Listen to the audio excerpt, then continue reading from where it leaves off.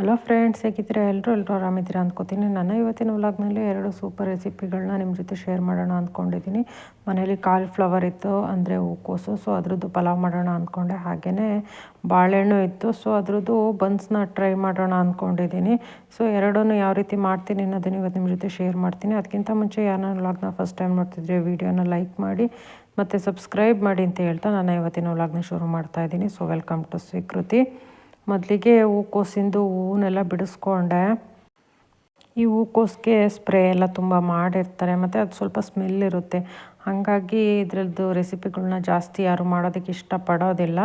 So ನಮ್ಮ ಮನೇಲೇ ಬೆಳೆದಿರೋಂಥ cauliflower ಆಗಿರೋದ್ರಿಂದ ಸೊ ನೋಡೋಣ ಅಂತಂದ್ಬಿಟ್ಟು ನಾನು ಟ್ರೈ ಮಾಡ್ತಾಯಿದ್ದೀನಿ. ನಮ್ಮ ಮನೇಲೂ ಅದನ್ನು ಬಳಸಬೇಡ ಜಾಸ್ತಿ ಅಂತಿರ್ತಾರೆ. ಆದ್ರೂ ಕೆಲವೊಂದು ರೆಸಿಪಿಗಳನ್ನ ಮಾಡೋದಕ್ಕೆ ಕಾಲಿಫ್ಲವರ್ ಬೇಕೇ ಬೇಕು. ಹಾಗಾಗಿ ನೀಟಾಗಿ ಚಿಕ್ಕದಾಗಿ ಹೂನೆಲ್ಲ ಮುರಿದ್ಬಿಟ್ಟು ಆನಂತರ ಸ್ವಲ್ಪ ಬಿಸಿ ನೀರಿಗೆ ಉಪ್ಪನ್ನು ಹಾಕಿ 1-2 ನಿಮಿಷದಷ್ಟು ನೀರನ್ನೆಲ್ಲ ಬಿಟ್ಟರೆ ಆ ಸ್ಮೆಲ್ಲು ಎಲ್ಲ ಹೋಗುತ್ತೆ. ಆನಂತರ ಅದರಲ್ಲಿ ಪಲಾವ್ನ ಮಾಡೋದಕ್ಕೆ ಇಟ್ಕೋತಾ ಇದ್ದೀನಿ. ಮೊದಲು ಮಿಕ್ಸಿ ಜಾರ್ಗೆ ಸ್ವಲ್ಪ ಹಸಿರು ಮೆಣಸಿನ್ಕಾಯಿ, ಹಾಗೆ ಈರುಳ್ಳಿ, ಸ್ವಲ್ಪ ಪುದೀನಾನ ಮಿಕ್ಸಿ ಮಾಡಿಟ್ಕೊಂಡು ಆನಂತರ ಕುಕ್ಕರ್ಗೆ ಸ್ವಲ್ಪ ಎಣ್ಣೆನ ಹಾಕಿ ಪಲಾವ್ಗೆ ಏನೇನು ಬೇಕು ಚಕ್ಕೆ, ಮೊಗ್ಗು, ಲವಂಗ, ಹಾಗೆಯೇ ಒಂದು ಪಲಾವ್ ಎಲೆನ ಹಾಕಿ ಎಣ್ಣೆಲಿ ಸ್ವಲ್ಪ ಫ್ರೈ ಮಾಡ್ಕೊತಾ ಇದ್ದೀನಿ. ಎಣ್ಣೆಲಿ 1-2 ನಿಮಿಷ ಫ್ರೈ ಆದರೆ ಅದ್ರದ್ದು ಫ್ಲೇವರೆಲ್ಲ ಬಿಟ್ಕೊಳ್ಳುತ್ತಲ್ವ. ಸೊ ತುಂಬಾ ಚೆನ್ನಾಗಿ ಬರುತ್ತೆ ಟೇಸ್ಟು. ಹಾಗಾಗಿ ಆನಂತರ ಕಟ್ ಮಾಡಿ ಇಟ್ಕೊಂಡಿದ್ದಂಥ ಈರುಳ್ಳಿ, ಕರಿಬೇವನ್ನ ಹಾಕಿ ಫ್ರೈ ಮಾಡ್ಕೊತಾ ಇದ್ದೀನಿ. ಮಿಕ್ಸ್ ವೆಜಿಟೇಬಲ್ಸ್ ಜೊತೆ ಪಲಾವ್ ಮಾಡಿದಾಗ ಈ ಕಾಲಿಫ್ಲವರ್ನ ಹಾಕಿದ್ರೆ ಅಷ್ಟೊಂದು ಟೇಸ್ಟ್ ಗೊತ್ತಾಗಲ್ಲ. ಬಟ್ ಬರೀ ಕಾಲಿಫ್ಲವರ್ದೇ ಪಲಾವ್ನ ಮಾಡಿಕೊಂಡ್ರೆ ತುಂಬಾ ಚೆನ್ನಾಗಿರುತ್ತೆ. ಕಾಲಿಫ್ಲವರ್ ಟೇಸ್ಟ್ ಏನು ಅನ್ನೋದು ಗೋಬಿ ತಿಂದವ್ರಿಗೆ ಗೊತ್ತಿರುತ್ತೆ. ಆನಂತರ ಈರುಳ್ಳಿ ಸ್ವಲ್ಪ ಫ್ರೈ ಆದಮೇಲೆ ಮಿಕ್ಸಿ ಮಾಡಿ ಇಟ್ಕೊಂಡಿದ್ದೆ ಅಂತ ಹಸಿರು ಮೆಣಸಿನ್ಕಾಯಿ, ಈರುಳ್ಳಿ, ಪುದೀನಾನ ಹಾಕಿ ಹಸಿ ವಾಸನೆ ಹೋಗೋ ತನಕ 10 ನಿಮಿಷದಷ್ಟು ಕುದಿಸ್ಕೋಬೇಕು. ಸೊ ಎಣ್ಣೆನಲ್ಲೇ ಕುದಿಸ್ಕೊಂಡ್ರೆ ಅದ್ರದ್ದು ಹಸಿ ವಾಸನೆ ಹೋಗಿ ಎಣ್ಣೆ ಬಿಟ್ಕೊಳ್ಳುತ್ತೆ. ಆನಂತರ ಇದಕ್ಕೆ 1 ಸ್ಪೂನಷ್ಟು ಶುಂಠಿ ಬೆಳ್ಳುಳ್ಳಿ ಪೇಸ್ಟ್ನ ಹಾಕ್ಕೋತಾ ಇದ್ದೀನಿ.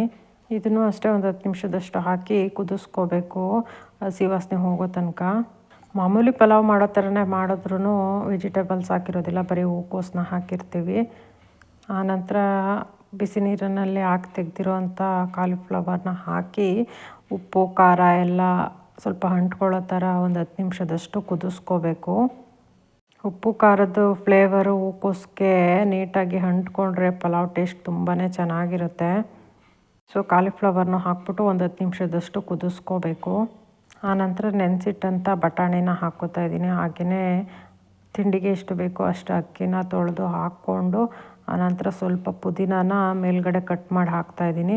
ಹಾಗೆಯೇ 1 ಸ್ಪೂನಷ್ಟು ಗರಂ ಮಸಾಲ, 1 ಸ್ಪೂನಷ್ಟು ಸಾಂಬಾರು ಪೌಡರು, ಇಷ್ಟನ್ನೆಲ್ಲ ಹಾಕಿ 2 ವಿಷಲ್ ಮಾಡಿಸಿದ್ರೆ ಸೂಪರಾಗಿರುವಂಥ ಕಾಲಿಫ್ಲವರ್ ಪಲಾವ್ ರೆಡಿ ಆಯಿತು. ಟೇಸ್ಟ್ ಅಂತೂ ತುಂಬಾ ಚೆನ್ನಾಗಿರುತ್ತೆ. ಮೊಸರು ಗೊಜ್ಜಿನ ಜೊತೆಗಂತೂ ಟೇಸ್ಟ್ ಆಸಮ್ ಅಂತಲೇ ಹೇಳ್ಬೋದು. ಸೊ ತುಂಬಾ ಈಸಿಯಾಗಿ ಮಾಡ್ಕೊಳ್ಳೋ ಅಂಥದ್ದು. ವೆಜಿಟೇಬಲ್ಸ್ ಏನೂ ಹಾಕ್ತಲೇ ಬರೀ ಕಾಲಿಫ್ಲವರಲ್ಲಿ ಮಾಡಿರೋದ್ರಿಂದ ಕಾಲಿಫ್ಲವರ್ ಟೇಸ್ಟ್ ಏನು ಅನ್ನೋದು ಇದರಲ್ಲೇ ಗೊತ್ತಾಗುತ್ತೆ. ಸೊ ಖಂಡಿತವಾಗಿಯೂ ಎಲ್ಲರೂ ಒಂದ್ಸಲ ಟ್ರೈ ಮಾಡಿ. ಹಾಗೆಯೇ ಮನೇಲಿ ಬಾಳೆಹಣ್ಣಿತ್ತು ತುಂಬಾ. ಸೊ ಬನ್ಸ್ನ ಒಂದು ಸಲನೂ ಟ್ರೈ ಮಾಡಿರಲಿಲ್ಲ. ಸೊ ಫಸ್ಟ್ ಟೈಮ್ ಮಾಡೋಣ ಅಂದ್ಕೊಂಡು ಬಾಳೆಹಣ್ಣೆಲ್ಲ ಬಿಡಿಸಿ ಹಾಕ್ಕೊಂಡಿದ್ದೀನಿ. ಸೊ ಇದನ್ನು ನೀಟಾಗಿ ಸ್ಮ್ಯಾಶ್ ಮಾಡ್ಕೋಬೇಕು. ಆದಷ್ಟು ಮನೇಲಿ ಬಾಳೆಹಣ್ಣಿದೆ ಅಂತ ಅಂದ್ಬಿಟ್ಟು ಜಾಸ್ತಿ ತೊಗೊಂಡ್ರೆ ನಂತರ ಆಗುತ್ತೆ. ಅಂದರೆ ಬಾಳೆಹಣ್ಣೆಲ್ಲ ತುಂಬ ಇತ್ತಲ್ವ, ತುಂಬಾ ಹಣ್ಣಾಗಿತ್ತು. ಸೊ ವೇಸ್ಟ್ ಮಾಡೋದು ಬೇಡ ಅಂದ್ಬಿಟ್ಟು ಬನ್ಸನ್ನ ಮಾಡೋದಕ್ಕೆ ಸ್ವಲ್ಪ ಜಾಸ್ತಿನೇ ಬಾಳೆಹಣ್ಣ ಹಾಕ್ಕೊಂಡೆ.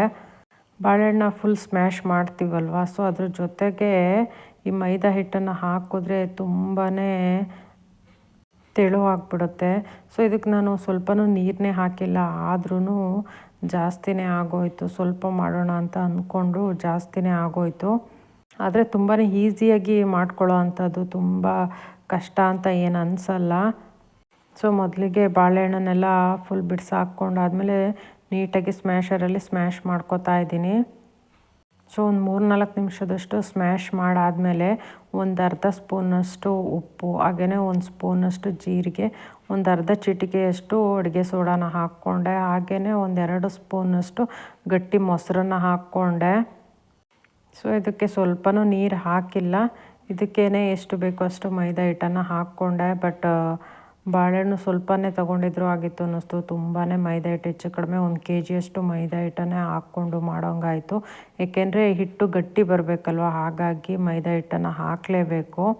ನಮ್ಮನೇಲಂತೂ ಬನ್ಸ್ನ ಅವಾಗವಾಗೆ ತರ್ತಾನೆ ಇರ್ತಾರೆ.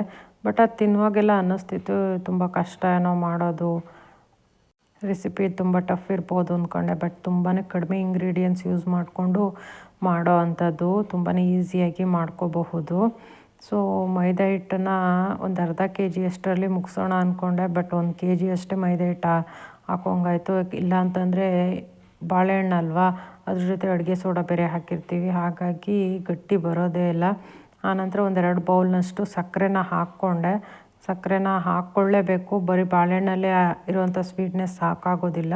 ಸೊ 1-2 ಬೌಲ್ನಷ್ಟು ಚಿಕ್ಕ ಜಾಮೂನ್ ಬಟ್ಲಲ್ಲಿ 1-2 ಬಟ್ಲಿನಷ್ಟು ಸಕ್ಕರೆನ ಹಾಕ್ಕೊಂಡು ಮೈದಾ ಹಿಟ್ಟನ್ನು ಹಾಕ್ಕೊಂಡು ಕಲಿಸ್ಕೊತಾ ಇದ್ದೀನಿ. ಸೊ ಎಷ್ಟು ಹಾಕಿದ್ರೂ ಗಟ್ಟಿನೇ ಆಗೋಂಗಿಲ್ಲ ಹಿಟ್ಟು.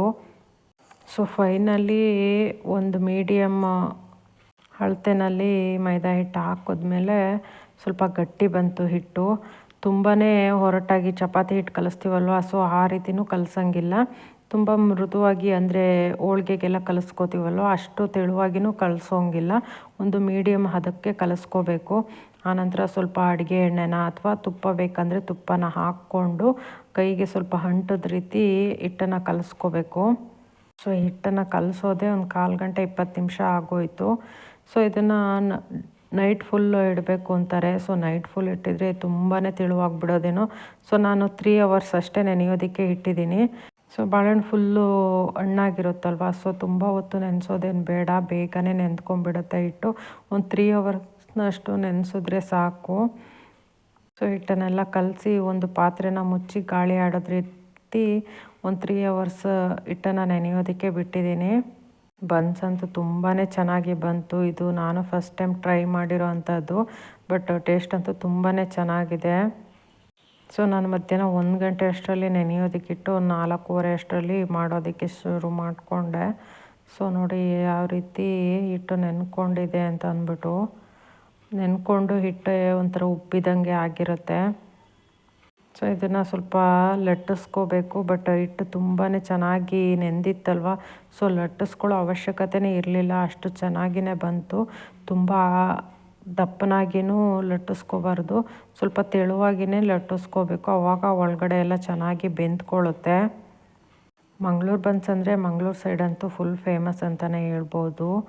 ಆ ಸೈಡ್ ಸಿಗುವಂಥ ಬಾಳೆಹಣ್ಣೆ ಬೇರೆ. ಸೊ ಅದರಲ್ಲಿ ಮಾಡ್ತಾರೆ, ತುಂಬಾ ಚೆನ್ನಾಗಿರುತ್ತೆ. ಬಟ್ ಇದಕ್ಕೆ ಪಚ್ಚ ಬಾಳೆಹಣ್ಣೆ ಆಗಬೇಕು, ಚುಕ್ಕಿ ಬಾಳೆಹಣ್ಣೆ ಆಗಬೇಕು ಅಂತ ಏನಿಲ್ಲ. ಮನೇಲಿ ಯಾವ ಥರ ಬಾಳೆಹಣ್ಣಿದ್ರೂ ನಡೆಯುತ್ತೆ, ಮಾಡ್ಕೋಬಹುದು. ಬಟ್ ಪಚ್ಚ ಬಾಳೆಹಣ್ಣಲ್ಲೆಲ್ಲ ಸ್ವೀಟ್ನೆಸ್ ಜಾಸ್ತಿ ಇರುತ್ತಲ್ವ, ಸೊ ತುಂಬ ಸಕ್ಕರೆ ಹಾಕ್ಬೇಕು ಅನಿಸಲ್ಲ. ಟೇಸ್ಟು ಸ್ವಲ್ಪ ಡಿಫ್ರೆಂಟಾಗಿ ಚೆನ್ನಾಗಿ ಬಂದಿರುತ್ತೆ. ಬಟ್ ಪುಟ್ಟ ಬಾಳೆಹಣ್ಣು ಈ ಥರದ್ದು ಏನಾದ್ರು ತಗೊಂಡ್ರೆ ಸ್ವಲ್ಪ ಸ್ವೀಟ್ನ ಹಾಕಬೇಕಾಗುತ್ತೆ, ಇಲ್ಲಾಂತಂದರೆ ಅದರಲ್ಲಿರೋ ಸ್ವೀಟ್ನೆಸ್ಸು ಬನ್ಸ್ಗೆ ಸಾಕಾಗೋಲ್ಲ. ಹಾಗಾಗಿ ತುಂಬ ತೆಳುವಾಗಿಯೂ ಲಟ್ಟಿಸ್ಕೋಬಾರ್ದು, ಅದು ಊದೋಲ್ಲ. ಬಟ್ ಸ್ವಲ್ಪ ದಪ್ಪವಾಗಿ ತಗೊಂಡ್ರೆ ಹಿಟ್ಟನ್ನು ಸ್ವಲ್ಪ ಊದ್ಕೊಳ್ಳುತ್ತೆ. ಸೊ ನಾನು ಮಾಡಿದ್ದಂಥ ಬನ್ಸು ತುಂಬಾ ಚೆನ್ನಾಗಿ ಬಂತು. ಚಪಾತಿ ಮಾಡೋದಕ್ಕೆ ಹಿಟ್ಟನ್ನು ತಗೋತೀವಲ್ವ, ಅದಕ್ಕಿಂತ ಸ್ವಲ್ಪ ಜಾಸ್ತಿ ಹಿಟ್ಟನ್ನು ತಗೋಬೇಕು. ಹಿಟ್ಟು ದಪ್ಪ ಇದ್ರೇ ಸ್ವಲ್ಪ ಊದ್ಕೊಂಡಿರೋ ಥರ ಬರೋ ಅಂಥದ್ದು.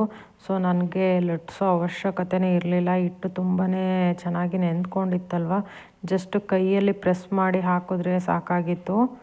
ಮಂಗಳೂರು ಸೈಡೆಲ್ಲ ಮಾರ್ನಿಂಗ್ ಟಿಫನ್ಗೆ, ಈವ್ನಿಂಗ್ ಸ್ನ್ಯಾಕ್ಸ್ಗೆ ಚಟ್ನಿ ಜೊತೆ ಬನ್ಸ್ನ ಮಾಡ್ಕೋತಾರೆ.